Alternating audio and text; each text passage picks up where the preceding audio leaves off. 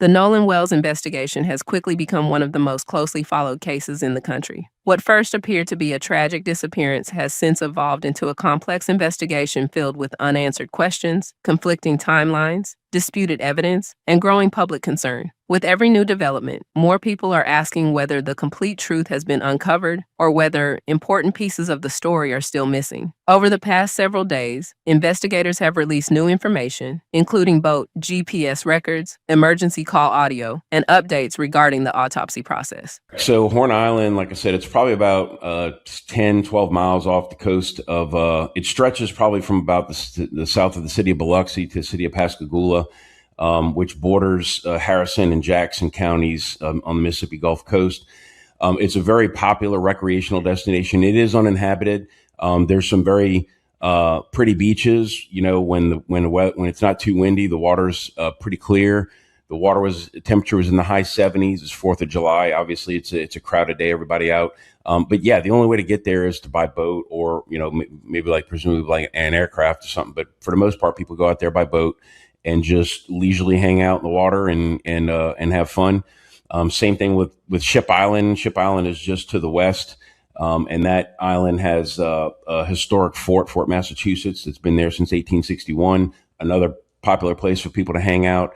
All the barrier islands along Mississippi on the weekend, you see just a lot of boats, you know, sort of like the Outer Banks of the Carolinas. It's just a popular recreational destination. At the same time, Nolan's family and their legal team have continued pushing for transparency while conducting their own independent investigation alongside law enforcement. Social media has also become flooded with theories, making it increasingly difficult to separate confirmed facts from public speculation. In this video, we're focusing only on the developments that have received significant public attention and examining why each one has become an important part of this investigation. Some of these details are officially confirmed, while others remain unanswered questions investigators are still working to resolve. Here are 17 disturbing details that continue to keep the Nolan Wells case at the center of national attention. So the story which was told to me was that at approximately 3 p.m., his friend group that he had gone to the island with decided they were going to leave.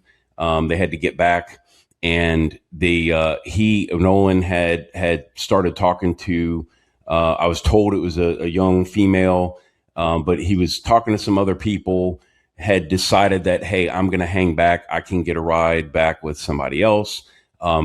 He hangs out with this group all the time. They've been to this island together a bunch of times. It probably at the time didn't seem like a big deal to his friends to say, okay, you want to, you know, go holler at that girl, and if she'll give you a ride back, then that's cool. You know, we'll see you when we get home.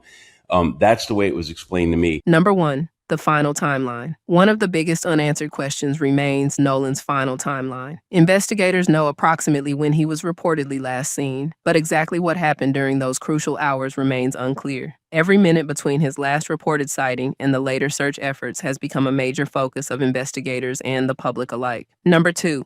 The boat's GPS records. Recently released GPS records provided investigators with a clearer picture of the boat's movements throughout July 4th. The data outlines where the boat traveled, when it stopped, and when it eventually returned to shore. While GPS alone proves nothing, it has become one of the investigation's most carefully examined pieces of evidence. Number 3. The emergency tow call audio from the emergency towing request revealed that the group reported mechanical problems while on the water. During that call, they explained the boat was taking on water and requested assistance. Because this happened during Nolan's final known timeline, investigators and the public continue examining exactly how those events unfolded. We're sinking. Can you all please come? And is everybody on board in good health otherwise? Yeah, everybody's on board. Number 4, the body's location. One of the most discussed developments came after reports indicated Nolan's body was discovered in the same general area connected to the boat's emergency call. Investigators have not publicly stated what conclusions, if any, should be drawn from this coincidence, but the location has naturally become an important part of the investigation. Well, there's a couple of things seem to be going on here. One, there has been a lot of speculation and a lot of misinformation in this case.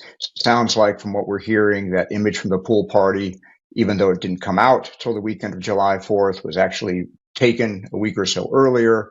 There is some question with that recording about who is arguing with who about wanting their phone back. The friend said it's him and not Nolan Wells. So there is just a lot of speculation and misinformation out there. And then, as to the statements from the people on the island, you'd really need to dig down to see exactly what they said. It sounds like the friends told law enforcement that Nolan Wells wanted to stay behind to talk with some young woman. Sounds like the young woman said he left her to go back to get on the boat with his friends. That's not necessarily a conflicting statement, right? Both things could be true. If she didn't actually see him get on the boat, that doesn't necessarily mean that he made it back there, and something might have happened along the way. So you'd really have to look at the exact words that folks used in describing what they thought happened.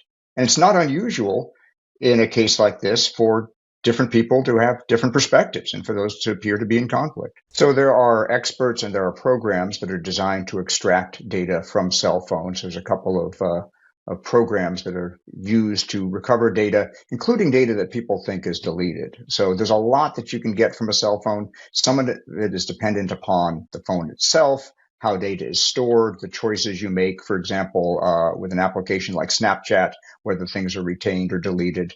But there are people who do nothing but cell phone forensics and forensic examination of electronic devices, and they're very good at it, and they're very good at recovering things that people think that they got rid of.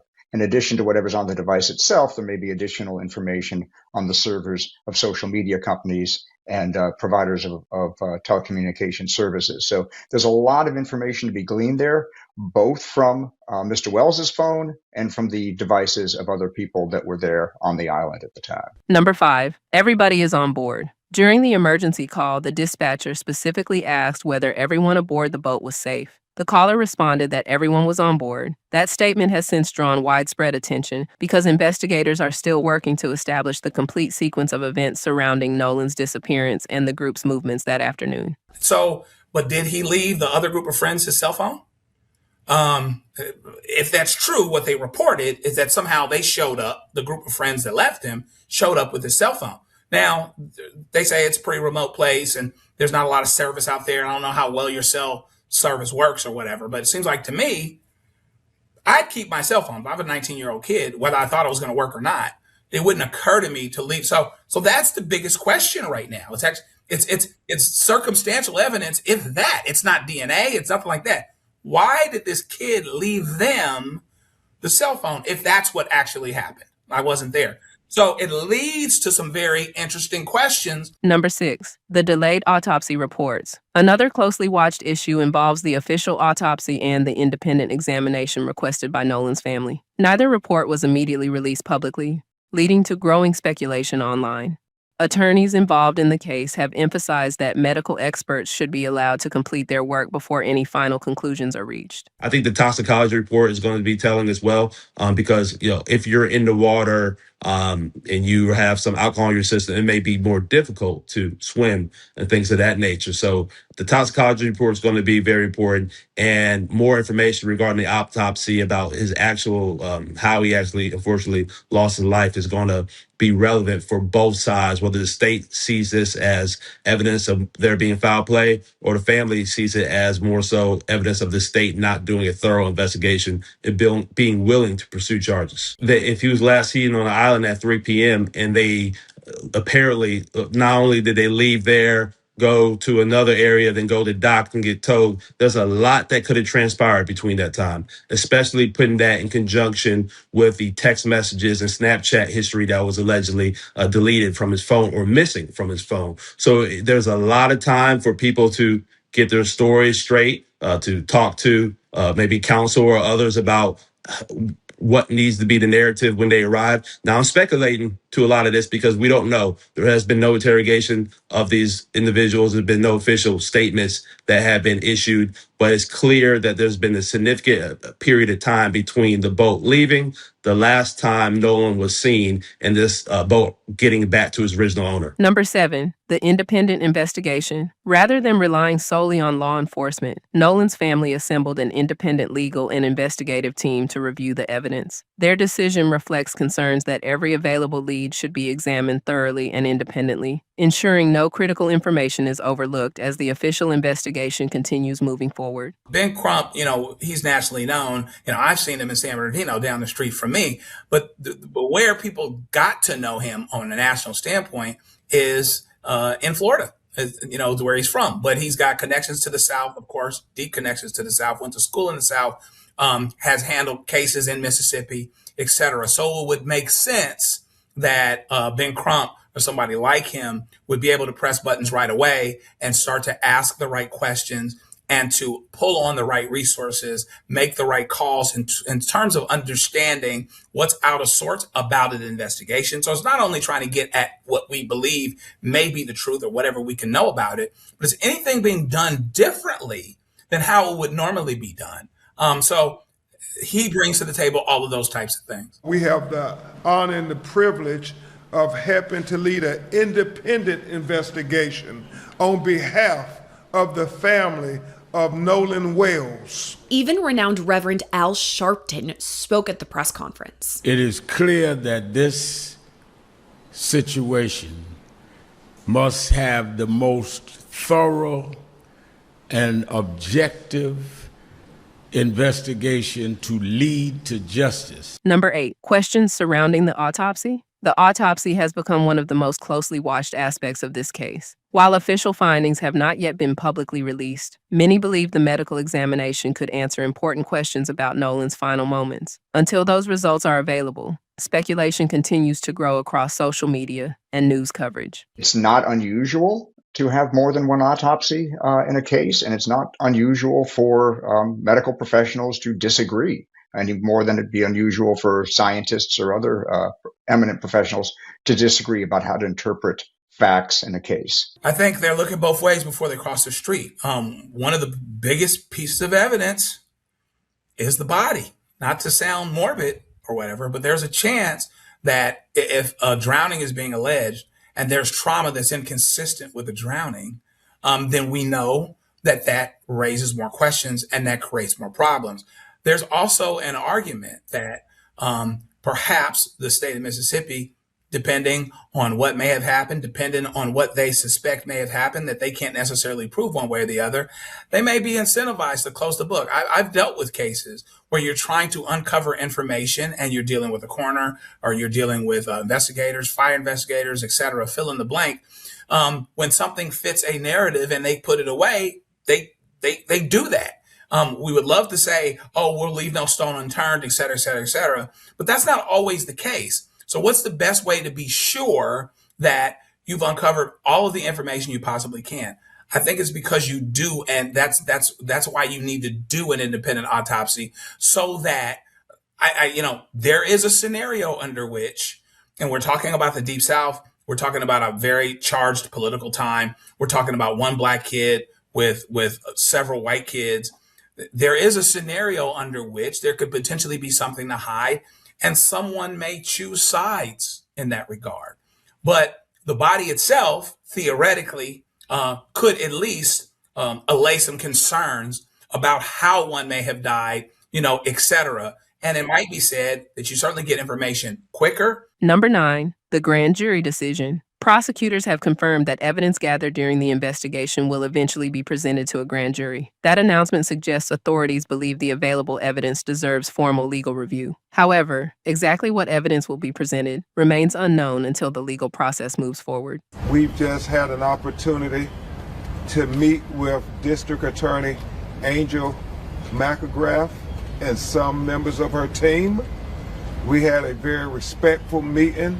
She shared with the family that there will be a grand jury that she will turn this case over to once they have collected all the information and finished their investigation. Number 10, public claims versus verified facts. As the case gained national attention, countless claims began circulating online. Some have been supported by official statements, while many others remain completely unverified. Investigators have repeatedly urged the public to distinguish confirmed facts from speculation as the investigation continues, and additional evidence is carefully reviewed. This DA said that she commonly meets with families who have lost loved ones. That's one thing that she did say. But out of this, where you have a sheriff that said there's no foul play initially, and then you have the family demand an independent investigation, and then you have a meeting between the family and along with the family's lawyer, that is very significant. I think that shows that the public pressure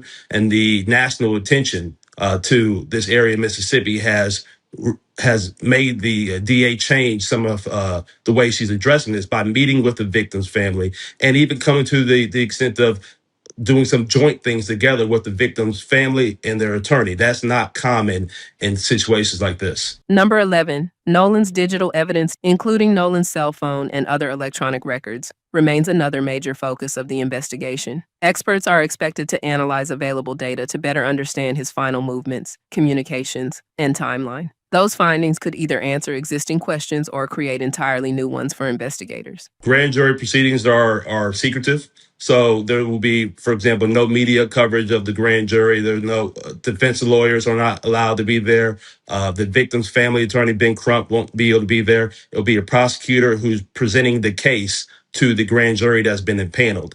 If they decline to press charges, there will ultimately be questions. People may wonder whether this grand jury was spoon-fed information that would lead them to come to a conclusion of there being no probable cause for an arrest. But I do believe if they do find that there's criminal charges out of the materials that are presented to them, it would affirm some of those suspicions that so many people have about how this has been handled and all the gaps that appear to be present in this investigation in the aftermath of Nolan's death. Right.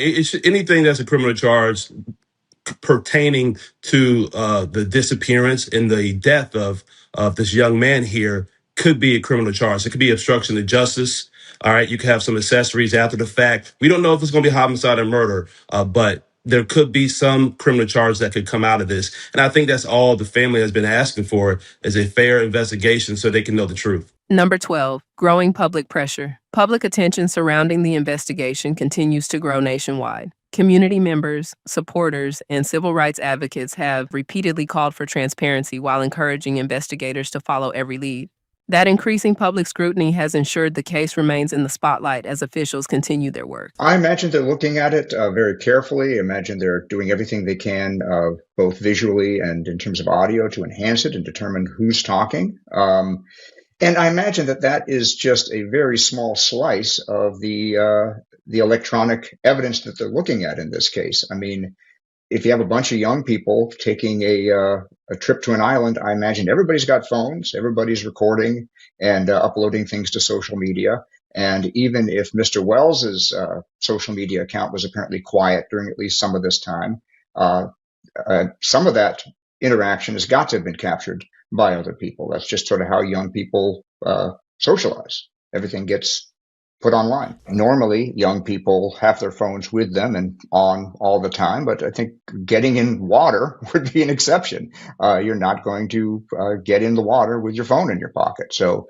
the idea that he would leave it behind with somebody or on a boat if he's going to be getting wet makes a lot of sense. Number 13, conflicting public narratives. Throughout the investigation, different versions of what happened have continued to circulate. Official statements, witness accounts, and online discussions have not always aligned, creating confusion about the sequence of events. Until investigators release additional verified information, many of these competing narratives remain unresolved and continue fueling public debate. Judges often go out of their way not to make public statements because they're judges. And it is interesting that she's making this statement. And I will give you 10-1. Jackson County is probably a small enough place, figuratively, if not literally, where I will give you 10-1 that she knows, or the prosecutor, she knows the prosecutor, or the prosecutor knows her. She knows the investigating agency, or the investigating agency knows her. And she knows the coroner's agency, or the coroner's agency knows her. So when you put all of that together, and I'm the family of this deceased, that doesn't necessarily put me at ease. I think there's two things that you can agree with right now between those families and those parents. I don't believe either of them wanted the son dead. Okay. And I believe that they both understand that the judge doesn't want her kid to go to jail either.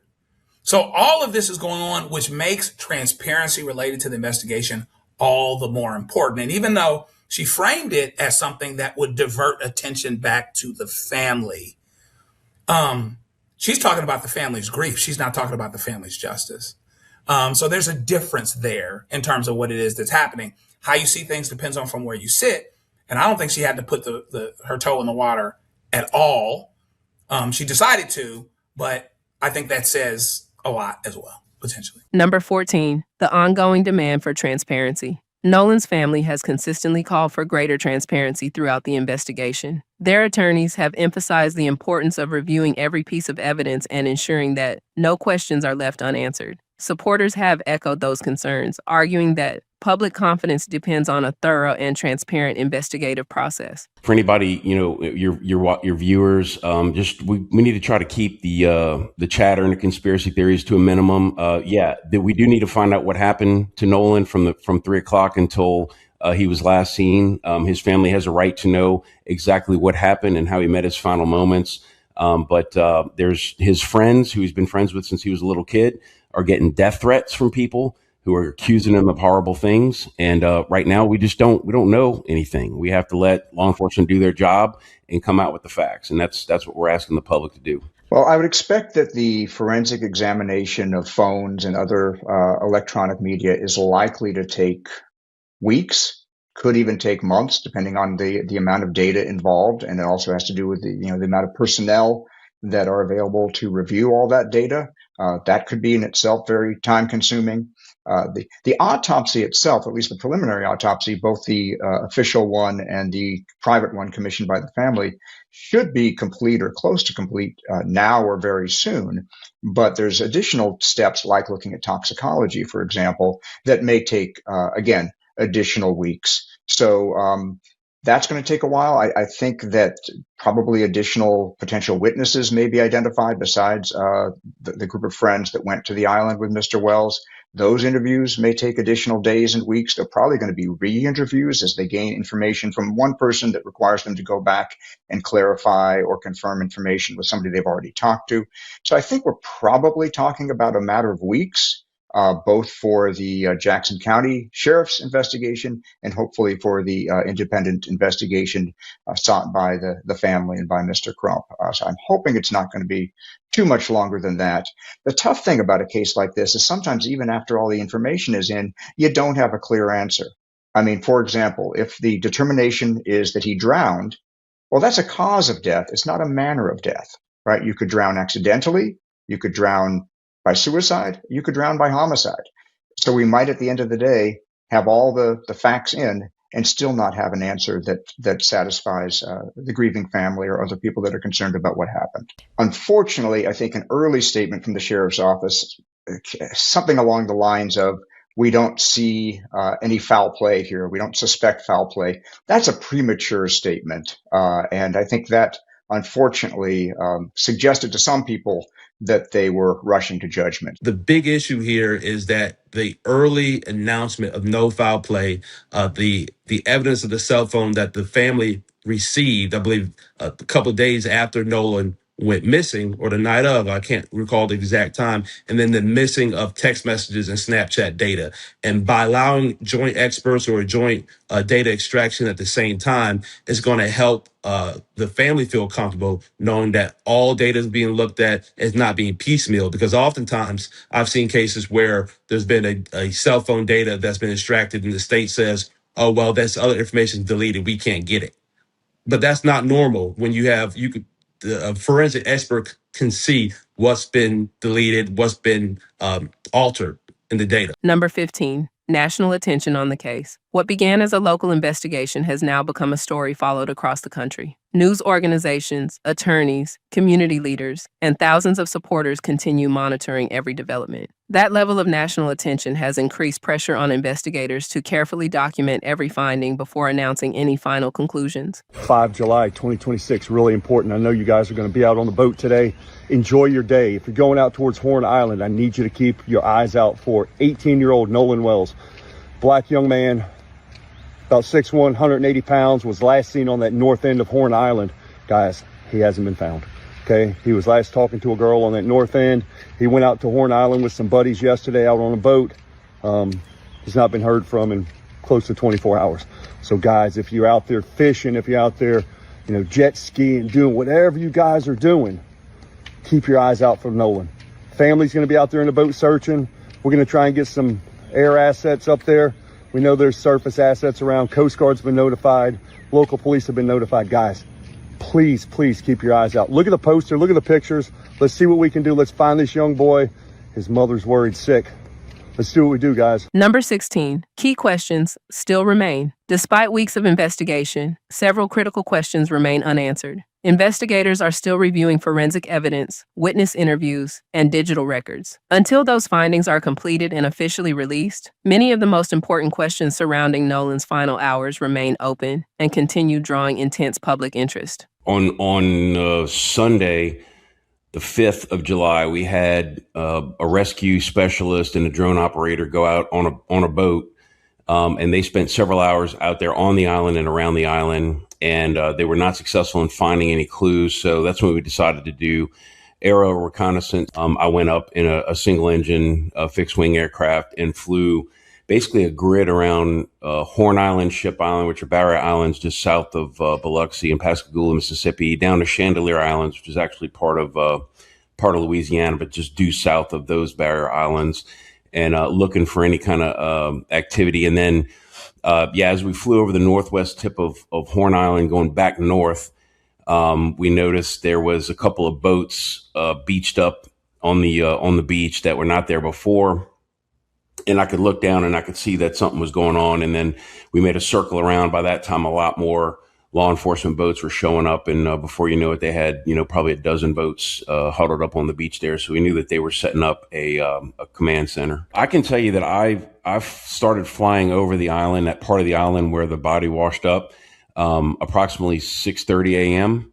And I believe he was spotted by a park ranger at 8:45. My belief is that he just washed up within that time period, because we were flying kind of a long grid north and south.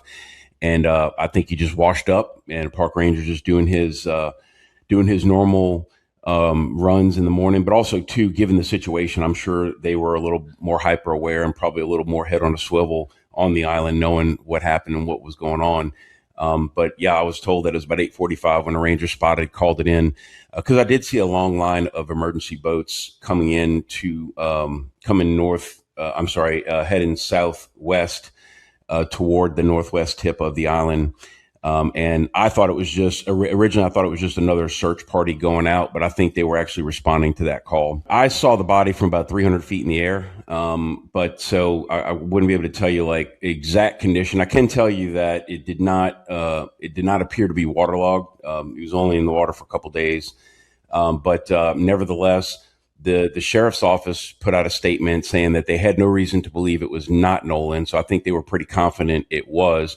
I think the reason for the delay in the official announcement is that I don't think the coroner can sign the death certificate until he gets DNA evidence proving it is who the person they're saying is deceased, is actually them.